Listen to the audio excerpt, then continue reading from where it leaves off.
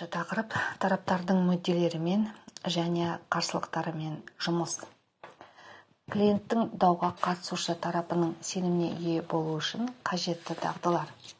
Ашықтық клиентті сырттайда, ішкі тұрғыдан да тыңдауға және оның мәселесін шешуге жәрдем көрсетуге дайын екендігін білдіру.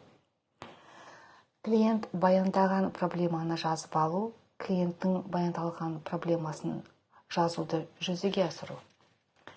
Мерзімдерді белгілеу, мәселенің шешілетін уақыт аралығын көрсету, мейірімді интонация, клиенттің эмоциялық жағдайына назар аудару, орынды бейвербалды қарым-қатынас, қабылдау, соның ішінде өзін-өзі қабылдау, құнсыздандыратын сөз тіркестерін аулақ болу, жанашырлық. Кез келген мәселені, кез келген проблеманы қабылдау 5 сатыдан өтеді. Қиын жағдайды жеңу үшін оны қабылдау керек. Қабылдау дегеніміз болған нәрсені дұрыс деп санау емес. Өмірде өзгеріс болғанын түсіну және мойындау.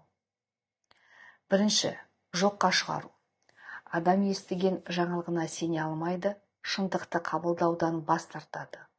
Бұл сананы ауыр күйзелістен қорғайтын алғашқы қорғаныс реакциясы. Екінші, ашулану.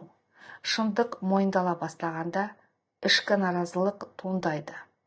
Адам неге дәл менімен болды? Бұл әділетсіздік деп тағдырға, өзіне немесе айналасына ашуланады. Үшінші, саудаласу. Бұл кезеңде адам жоғары күшпен, Құдаймен немесе басқа да күштермен саудаласа бастайды. Немесе өзімен мәміле жасауға тырысады. Егер мен мынаны жасасам, бәрі жақсы болады, деген сияқты үміт арқылы жағдайды өзгертуге ұмтылады. Төртінші, депрессия. Болған жағдайдың ауырлығы толық түсініліп, қайғылы жағдайдың салдары анықталған кезде келеді.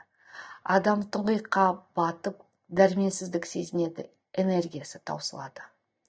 Бесінші, қабылдау.